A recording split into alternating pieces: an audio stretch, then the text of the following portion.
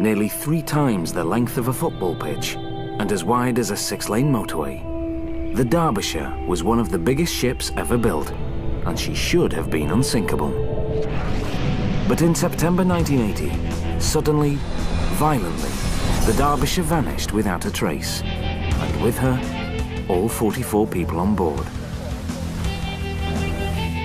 For years, the cause of the tragedy remained a mystery, until a team of experts, armed with the latest in ocean exploration equipment, set out on a voyage of discovery, determined to find out what had sunk the biggest British merchant ship ever lost at sea.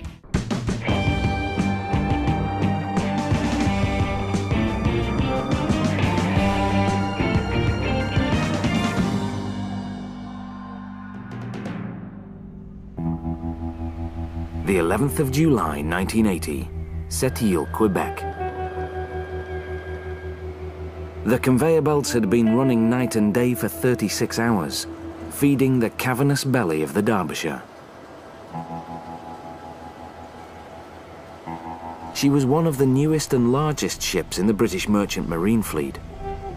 21 stories from the engine room to the top of the bridge, 300 meters long. So vast, the captain needed binoculars to see what was happening on the bow.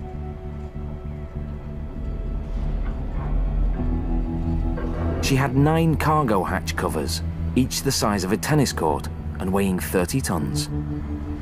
Once loaded, she'd be carrying 157,000 tons of iron ore, this time bound for a steel mill in Japan. The crew prepared the Derbyshire to sail.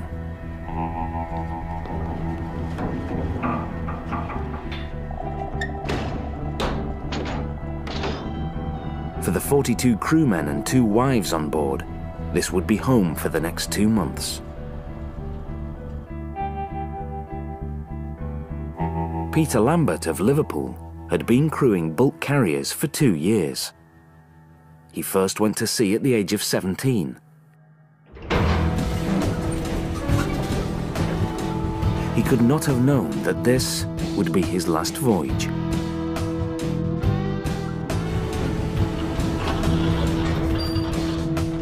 Captain Geoffrey Underhill plotted the course. Across the Atlantic Ocean, around the bottom of Africa, over the East China Sea, and finally to the coast of Japan.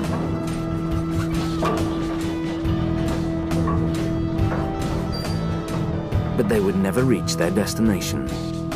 The voyage would end in one of the most mysterious disasters in seafaring history. The 6th of September 1980.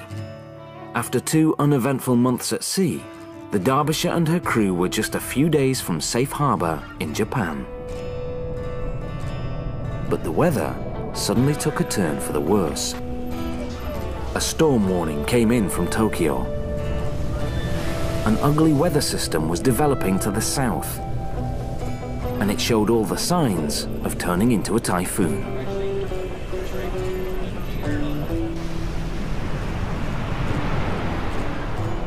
This massive thing that is sitting there and is coming towards you. Robin Williams was one of the key investigators who would help unravel the mystery of what happened to the Derbyshire. Typhoons are monster weather systems, 500 miles across. It doesn't creep up on you in the dead of night. It's not like that. It's there on the horizon, and you know it's there. 21 hours later, just after midnight, the tropical storm had just been upgraded and was given a name, Typhoon Orchid. It was headed straight for the Derbyshire. More than 300 kilometers from the center of the storm, the massive ship was outside the danger zone, but not far enough to escape the ferocious winds and seas. What's it like to be that close to a typhoon?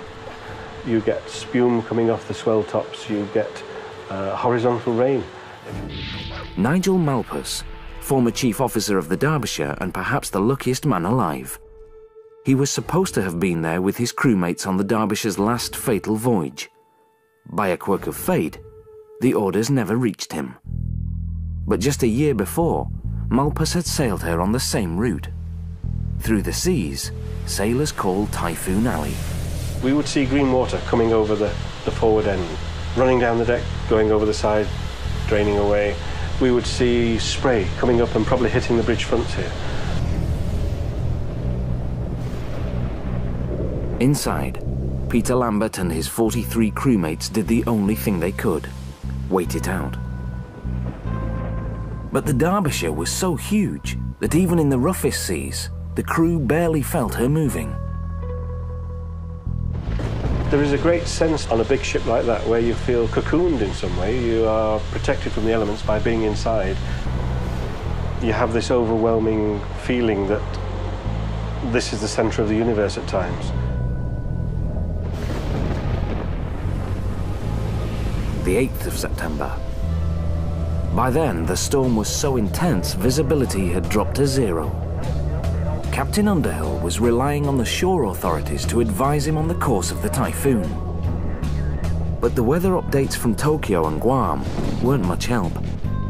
Each had Orchid in a different position and moving in a different direction. Most typhoons follow a predictable course and blow over in 6 hours or so, but not Orchid. This typhoon was moving erratically, sometimes doubling back on itself. And worse, it hadn't let up in 36 hours. For the first time, everyone on board could feel the ship start to pitch.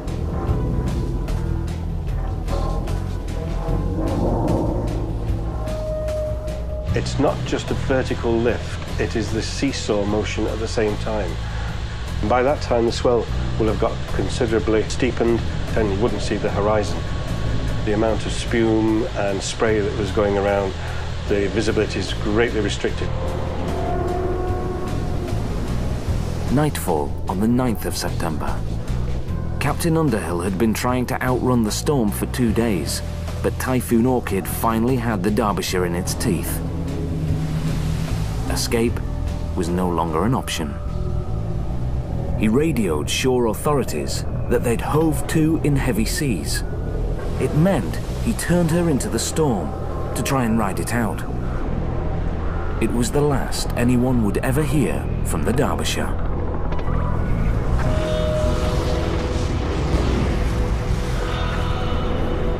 Sometime in the next few hours, the Derbyshire disappeared. I have to say they were all my friends. My mind goes a blank when I try to visualize what it must have been like those last few minutes. Whatever happened, it was fast and ferocious, and left the Derbyshire 4,000 meters down, a shipwreck on the ocean floor.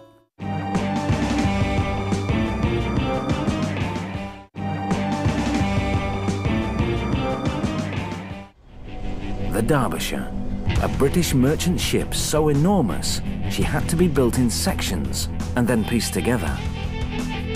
Sometime during the night of the 9th of September 1980, she sank in a violent typhoon off the southeast coast of Japan.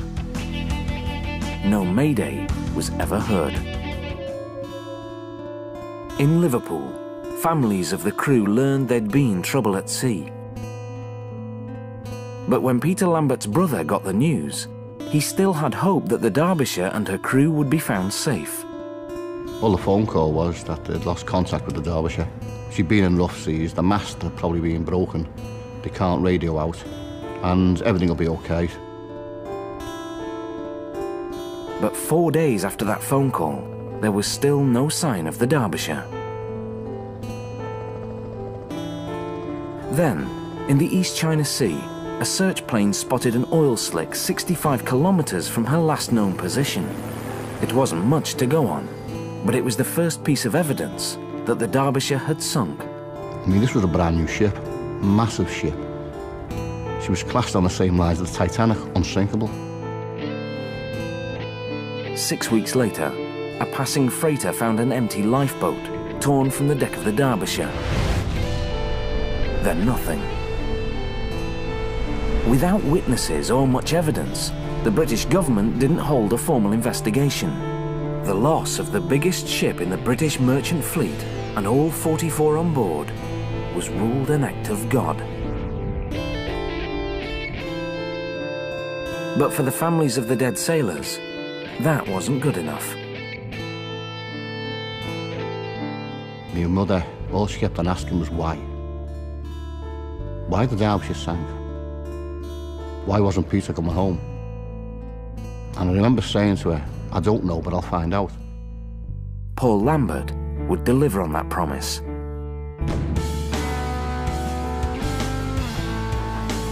Before he was finished, the hunt for the Derbyshire would become the most ambitious underwater investigation in history.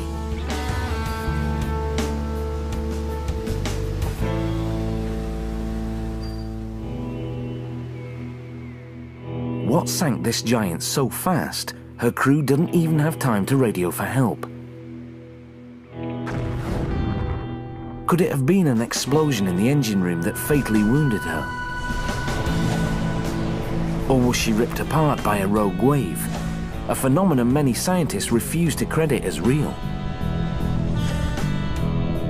Did the ship itself have an undetected flaw that sealed her fate?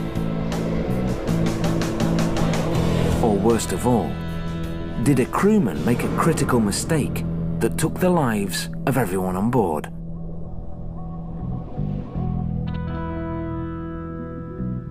The evidence that might hold the answers lay buried 4 kilometers beneath the surface of the sea, and it almost stayed buried forever. It took 7 years, but then, in November of 1986, another disaster at sea changed everything.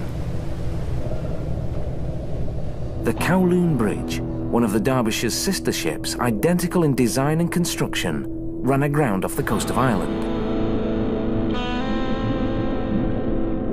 Divers discovered a massive crack in the hull, caused by the failure of one of the 300 steel ribs that formed the skeleton of the ship. Frame number 65.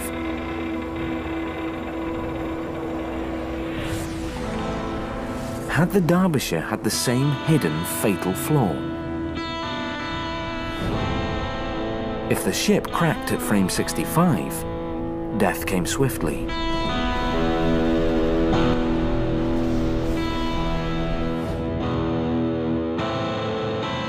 If she had done, it would have been a brittle fracture, which would have took 1 second to snap that ship in half, and for the accommodation part, where everybody was, to sink.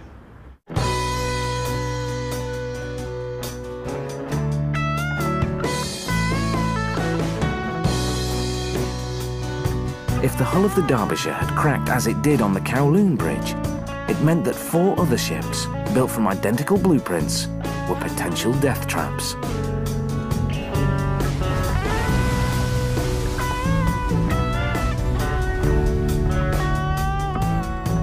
The only way to know for sure was to find the wreckage of the Derbyshire. But no one knew where the ship lay, except a long way down. We were told we would never, ever find the Derbyshire by the shipping industry, by the government. It will not be found. So we had to prove that we could find it. Spring 1994. Nearly 14 years after the Derbyshire sank, Paul Lambert finally had an ally. The Seafarers Union had agreed to put $1 million into an expedition to find the Derbyshire.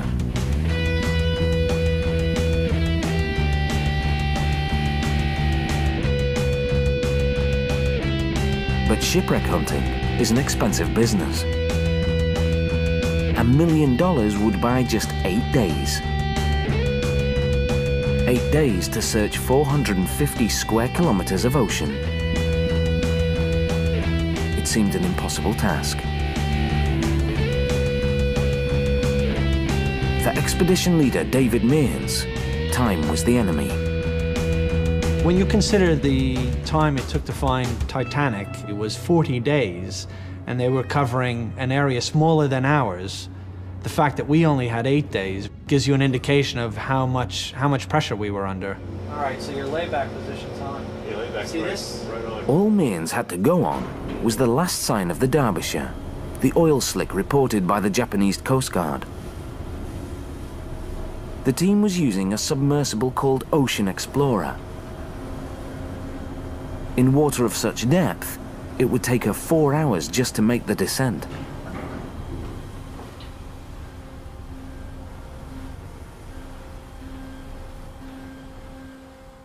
They maneuvered the Explorer over the ocean floor, emitting a sonar beam that painted a picture of what lay deep below. And how about giving me a target right where we are then? Okay. Something I can station keep with. Roger that. Looks good. We're going to put it in the water again. If it fails, we change the tether. We don't have a choice. For 7 days and nights, they searched, but still no promising leads. With just 1 day left before they had to head home, they were losing hope. Suddenly, the sonar detected something highly irregular on the seabed. As soon as we started picking up the first pieces of debris, it was very clear that, we were talking about something was man-made. This wasn't geological. It was definitely man-made. Whatever it was huge, covering an area more than 2 kilometers in length. Difficult to say. David, go back to the wide spot. We'll go ahead and print all these out so you can see comparable. But what was it? The sonar images proved nothing. Mearns needed real pictures from the ocean floor.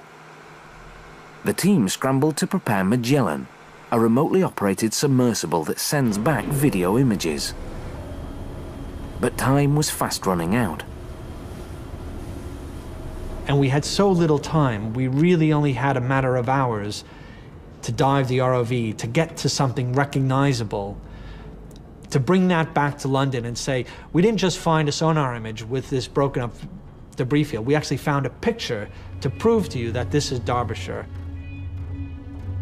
As Magellan made her agonizingly slow descent, Mearns was glued to the video monitor. It was a long time before we could really see anything that was recognizable. And then I remember we came across a ladder that was very, very broken, very, very distorted. I mean, this is a heavy ladder that would have taken a great deal of force to actually bend it in the shape that we found it in. Then Mearns saw something he'd never forget. We just saw all these shimmering lights, all these thousands and thousands of sparkles coming up. These very small fragments of iron ore that are almost like diamonds in the way that they have facets. The thousands of tons of iron ore that had drifted down to the seabed and scattered all over it. The spilled cargo of iron ore. The Derbyshire had been carrying 157,000 tons of it.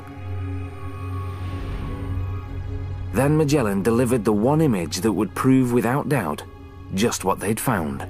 We got it, Larry. We're on the name. Is that the IRE? Yeah. There, in ghostly white letters, a piece of the name, Shire. They'd found the ship's bow. And we knew at that time, well, it was obvious we had found Derbyshire, and there would be no mistaking it. It had been 14 years since anyone had seen the Derbyshire. But her discovery was just the beginning. We had the opportunity now to find out exactly what caused that loss, if the truth was there. They'd found the wreckage. Now they needed to find what had caused it. Was it the same deadly flaw that sank the Kowloon Bridge? A crack in one of the 300 steel ribs that supported the hull? In the wreckage field was a very large piece, and the stern broken right about at the sort of questionable frame 65. Frame 65, the same place where the Kowloon Bridge had split apart. What we ultimately were all trying to find was what actually caused the ship to sink, the trigger. Was it frame 65? Was it something completely different?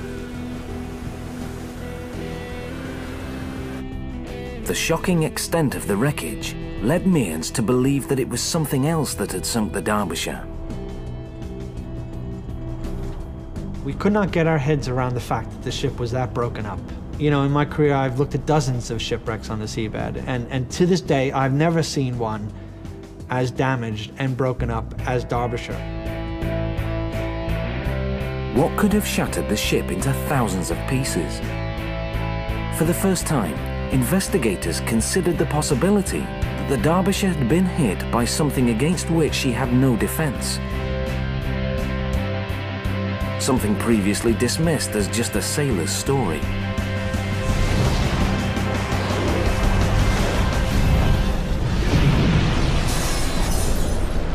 Whatever happened to the Derbyshire, it must have been something fierce and unexpected. Why else wouldn't the crew have radioed for help? Conventional wisdom holds that even gale force winds can't produce waves higher than 15 meters. But what if the Derbyshire ran into something much bigger? Some monster coming up over the bow and swamping the fore end of the ship. Douglas Faulkner has spent his lifetime designing ships. He believes what sank the Derbyshire was a rogue wave, a wall of water the size of a 10-story office block. Scientists say they shouldn't exist at all, but sailors say they're wrong.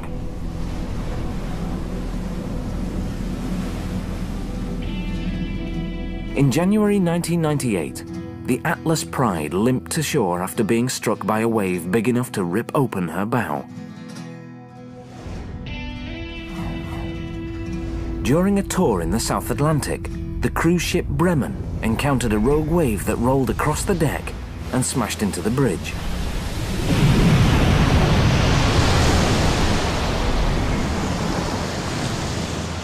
Could the Derbyshire have encountered a similar monster? It was a very realistic possibility. I've been involved with rogue waves for 40 years, and I've always believed it. And I actually created rogue waves within the test tank. In the test tank at the Oceanographic Institute in Hanover, Germany, scientists generate a scaled-down version of what a rogue wave might look like. On the ocean, wind creates waves. Here, they simulate the effect with a huge steel wall driven by hydraulics.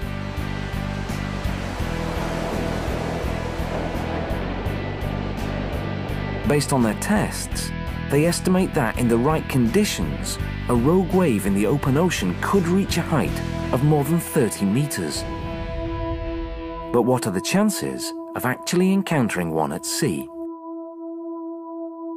You have to be at the wrong place at the wrong time.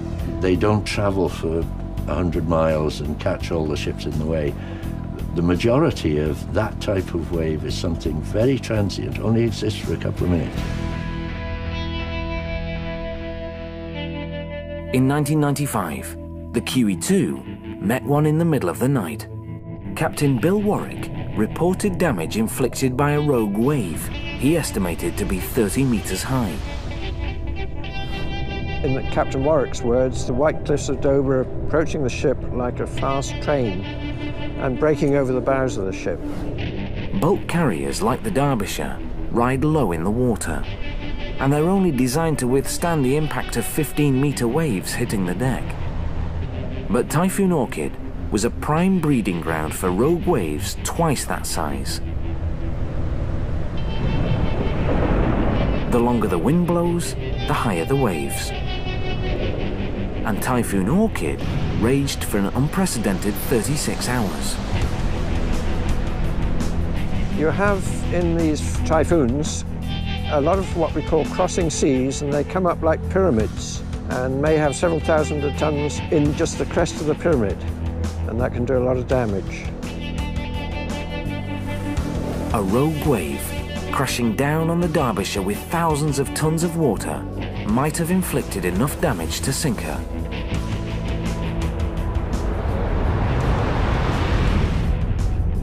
The phenomenon could also explain the devastation that the exploration teams saw on the ocean floor. Faced with so many unanswered questions, the British government opened a formal investigation. But one early assessment would shock the seafaring world and infuriate the families of the people who perished on the Derbyshire.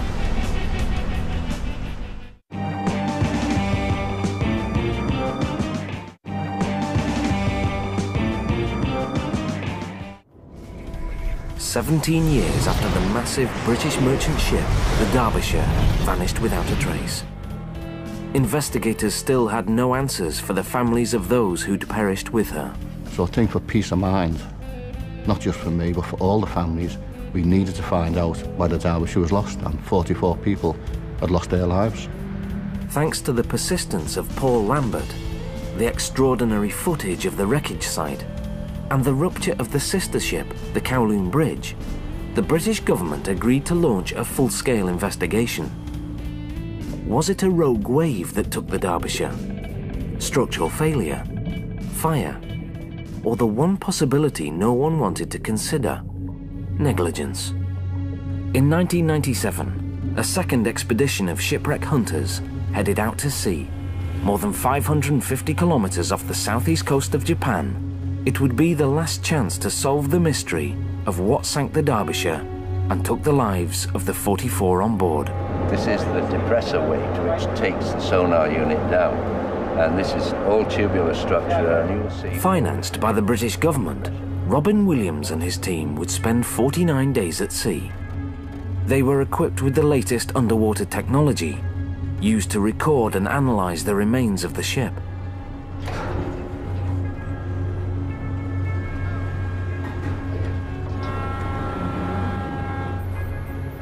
It was a vast wreckage field, 2 million square meters, a testament to the terrible force of nature that tore her apart. Yeah, this is going to be difficult only because... It's equivalent to 17 tons of TNT. You know, you're talking serious stuff. 17 tons would be 17 World War II bomber loads. Enough force to blow the ship to bits. The destruction was staggering.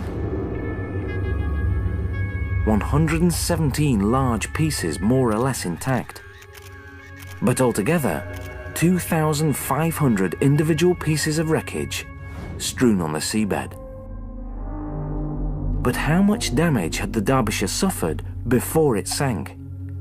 And how much was caused by its 4-kilometer plunge to the bottom?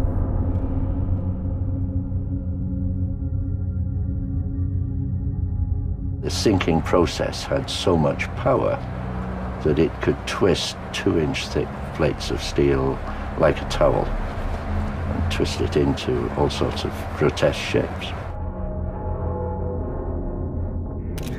With such a large wreckage field scattered so deep, the underwater investigation would be ambitious. Any hope of success lay with Argo 2, the successor to the submersible that had found and photographed the Titanic a decade earlier. For 22 days and nights, Argo was towed over the wreckage field, its cameras snapping photographs every 13 seconds.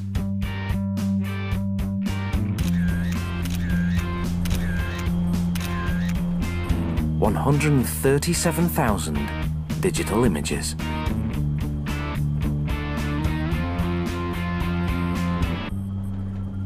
By superimposing them in a process called mosaicing, the team built a 3-dimensional puzzle of the wreck.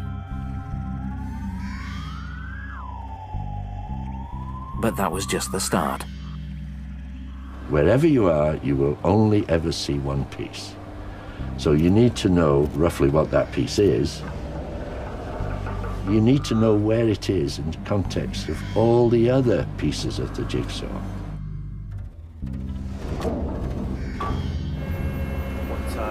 On the port side, just after the anchor, the remains of the starboard windlass.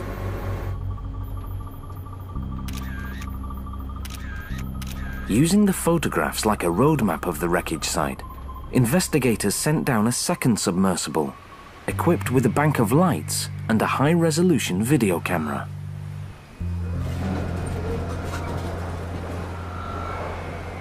It was steered from the surface using a fiber optic umbilical cord. No easy task. John, could you do something with the focus over there? Just go to options. Eventually, the camera located the bridge, The place that was home at sea for the 44 on board. The place where Peter Lambert and the others lived and died. A chilling sight. Have a look, see the damage, have a look at that, and then come around and have a look at that, please. Accommodation had been ripped off and was lying in a heap on the seabed. It was just an eggshell. There was nothing inside. It was almost unrecognizable. But to the former chief officer who'd once sailed on the Derbyshire, the images were both familiar and haunting. It was a very moving experience to look at the underwater wreckage site and think, well, that's where I used to sit and have my coffee.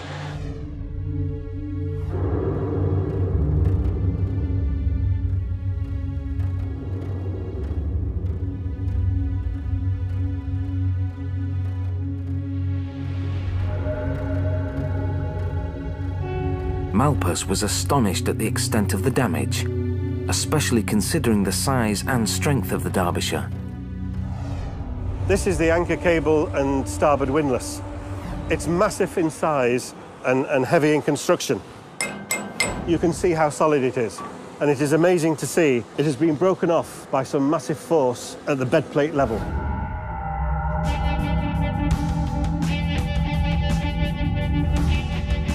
This is the foremast, and on the underwater video evidence, it no longer exists as part of the ship.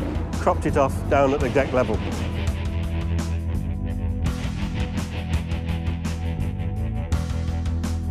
These are the mooring bits, incredibly strong in construction, and these are no longer intact. The sheer weight of the water has either exploded them or crushed them down to pancake level.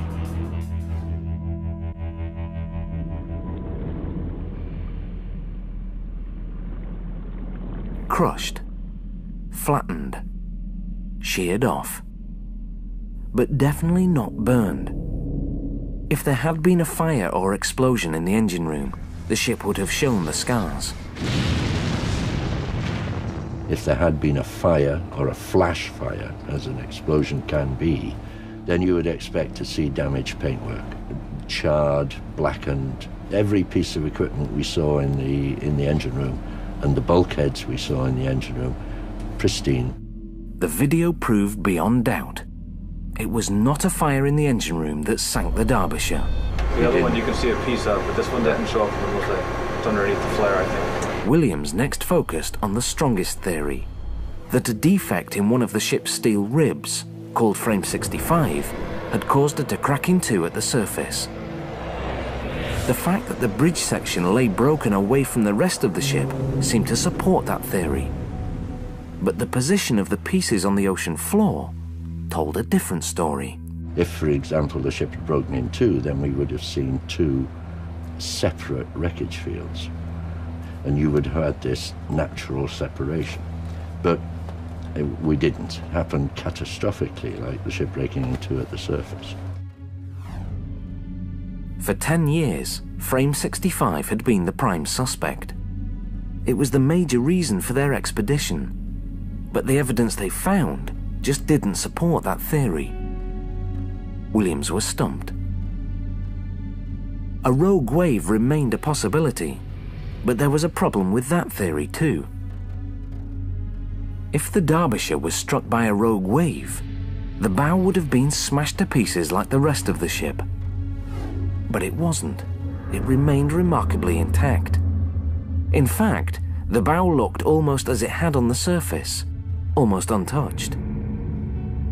It had crashed into the ocean floor with such force, it had cleaved a crater 18 meters deep.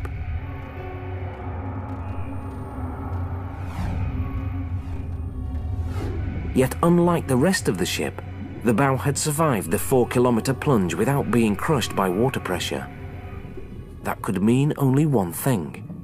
The bow was flooded before the ship sank. If a compartment is already flooded, it will not implode. So if there is a break in the structure, as the ship sinks, the water floods in and there's no implosion. So you would expect to see that piece on the seabed pretty well as you would see it on on the surface.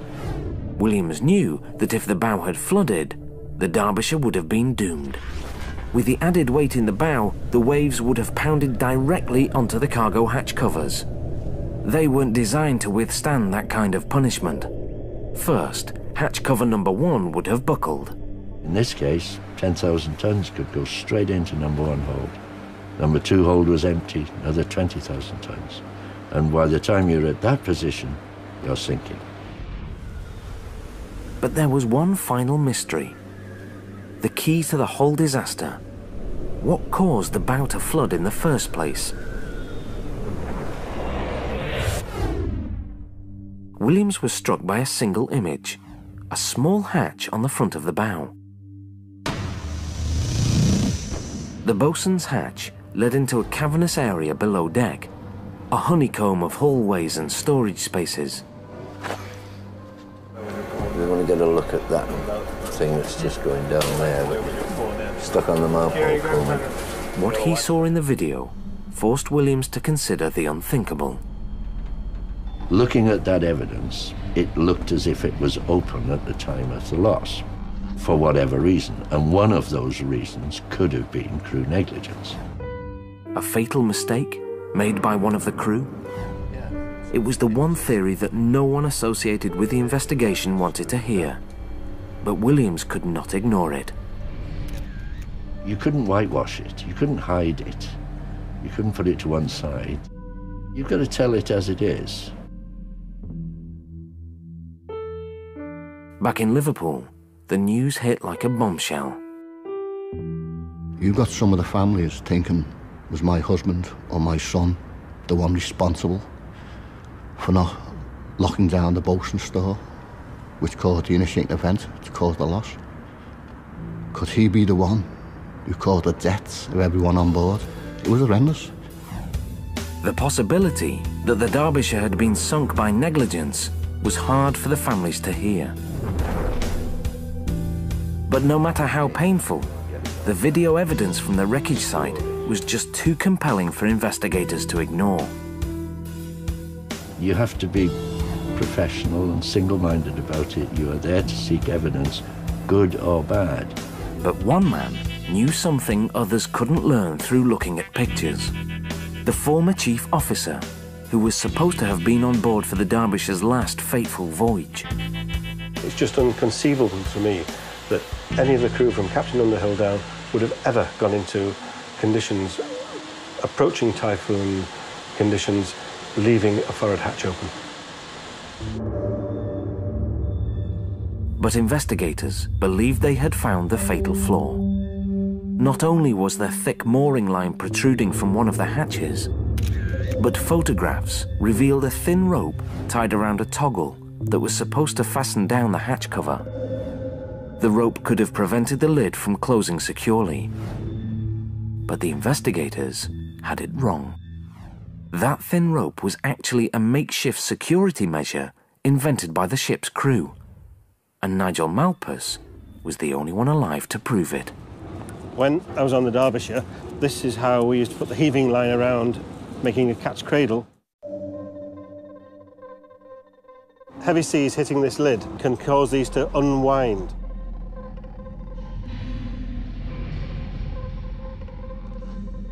This arrangement prevents any unwinding. If this lid had been blown off as the vessel was underwater and sinking, then this arrangement, of course, would be damaged and torn off. But it would leave one piece of rope hanging down on the back quarter, which is what we now see on the video evidence as she lies on the seabed.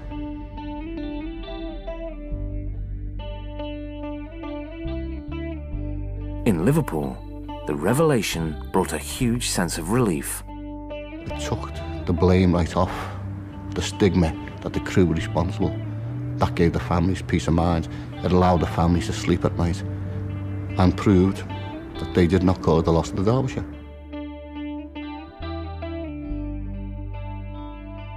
For Williams and his team, it was back to the drawing board. If it wasn't an open hatch, what had caused the bow to flood? We still had to go and look at every piece of steel. to ensure that all the evidence would fit the final solution. There's only one solution that explains all the evidence, and that's the right solution. They pored over the images of the sunken bow, looking for anything that seemed out of place. Then, Williams found the answer. A series of small round holes in the deck. Ventilator holes. Less than 1/3 of a metre in diameter, there were a dozen of them in the bow of the Derbyshire. But the covers, resembling mushroom caps and used to keep the water out, were missing. It seemed insignificant, but Williams was convinced that those missing caps led to the Derbyshire's demise. Had they been just too flimsy to stand up to the pounding waves? These vent heads are put under enormous stress, and 2 or 3 millimeters of steel isn't going to last very long. It was the last piece of the puzzle. 17 years after she disappeared without trace, Williams finally knew what had sunk the Derbyshire.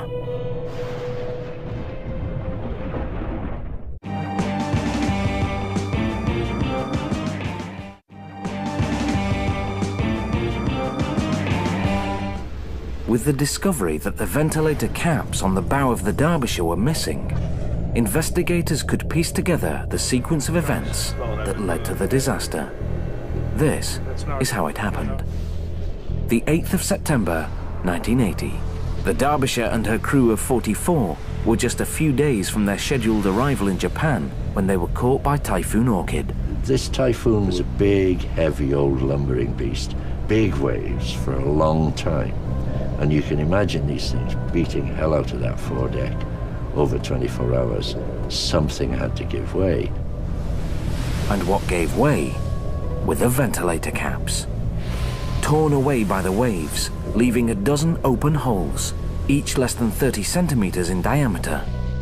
You still had these big waves coming, and every time the wave passed, a slug of water went down in there.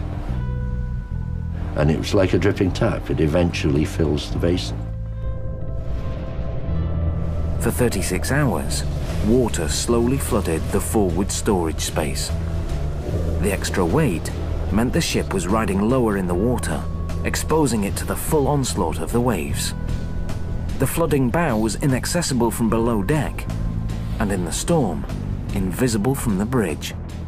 The captain and crew had no idea it was dragging them down.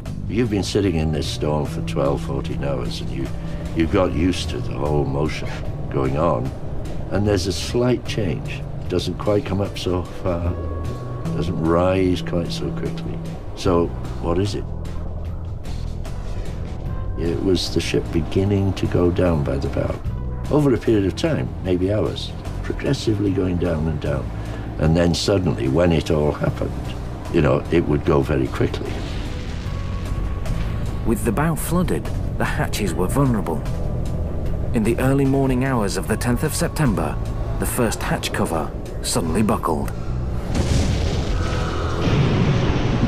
10,000 tons of water flooded the first hold, dragging the bow deeper into the oncoming waves. 30 seconds later, hatch cover number 2 collapsed. Then hatch cover number 3.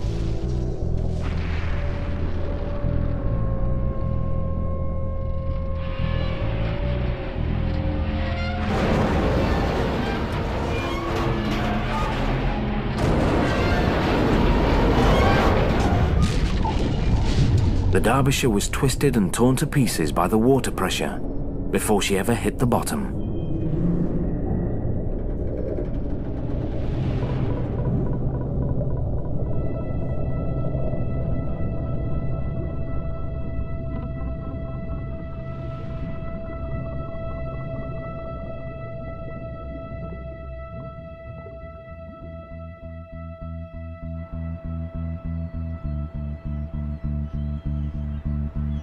It took almost 20 years to learn what had really happened to the Derbyshire that night.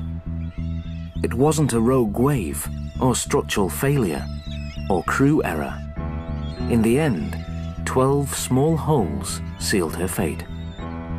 none of those who played a role in solving the mystery will ever forget the Derbyshire. The abiding memory I will have with me for the rest of my life, that I could have been there. Fate decided that I wasn't going to be, but whatever. They were so professional, those seafarers. It would have been unfair if we never discovered the truth. We've proved that there's no hiding place anymore, that wherever the ship is lost, we can go and find it, and we can find out what happened to it. Iron ore cargo from MV Derbyshire. And I actually carry this in my briefcase. It means a great deal from the point of view it's the only thing that left, other than the images, that it remains on the surface. And I don't think I could ever let it, you know, I don't think I could let it sort of go away. But more than anything, it was the perseverance of the crew's families that drove the investigation. What Prime Minister Tony Blair called one of the century's greatest feats of underwater detective work. All I can do is look at a picture of my brother with the realisation I'm never going to see him again. Bulk carriers are still sinking. They really haven't learned a lesson from the Derbyshire. So I haven't got peace of mind, because there's going to be more mothers, wives, children crying for their loved ones because they're being lost at sea. 80% of the world's trade is still done by sea. And every 2 months, somewhere on the world's oceans, another bulk carrier is lost. Crews like that of the Derbyshire, who never come home.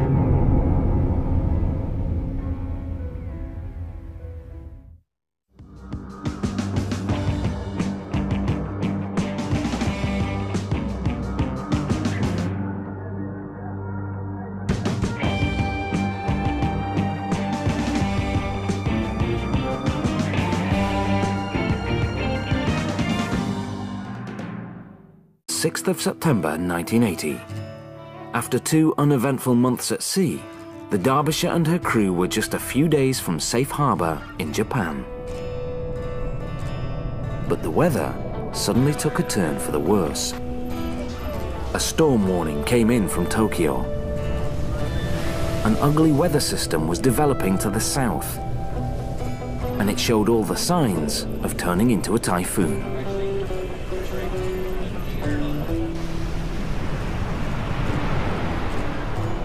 This massive thing that is sitting there and is coming towards you. Robin Williams was one of the key investigators who would help unravel the mystery of what happened to the Derbyshire. Typhoons are monster weather systems, 500 miles across.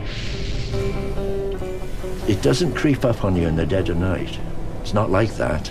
It's there on the horizon, and you know it's there. 21 hours later, just after midnight, the tropical storm had just been upgraded and was given a name, Typhoon Orchid. It was headed straight for the Derbyshire. More than 300 kilometers from the center of the storm, the massive ship was outside the danger zone, but not far enough to escape the ferocious winds and seas.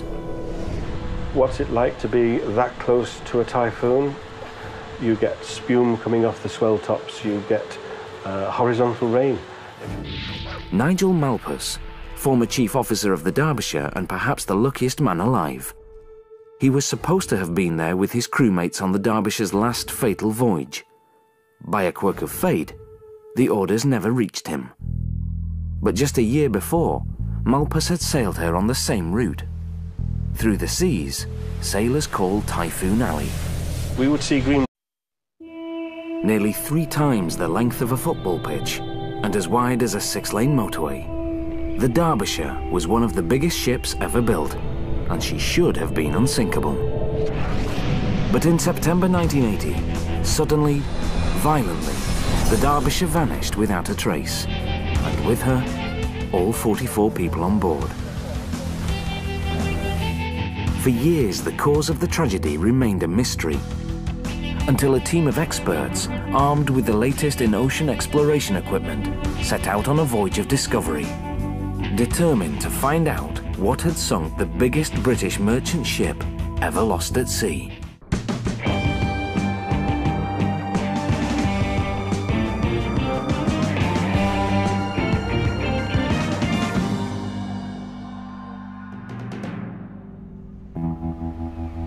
The 11th of July 1980, Sept-Îles, Quebec. 42 crewmen and 2 wives on board. This would be home for the next 2 months. Peter Lambert of Liverpool had been crewing bulk carriers for 2 years. He first went to sea at the age of 17. He could not have known that this would be his last voyage.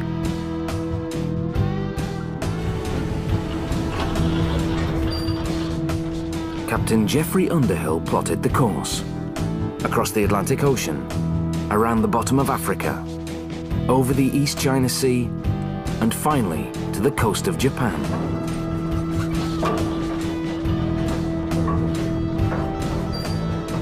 But they would never reach their destination. The voyage would end in one of the most mysterious disasters in seafaring history.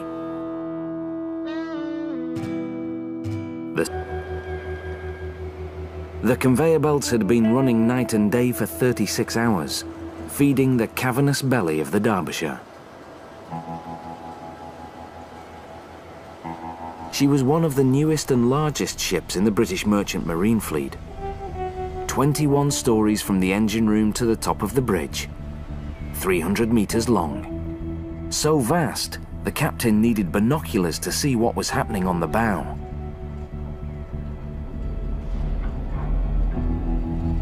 She had 9 cargo hatch covers, each the size of a tennis court and weighing 30 tons. Once loaded, she'd be carrying 157,000 tons of iron ore, this time bound for a steel mill in Japan. The crew prepared the Derbyshire to sail.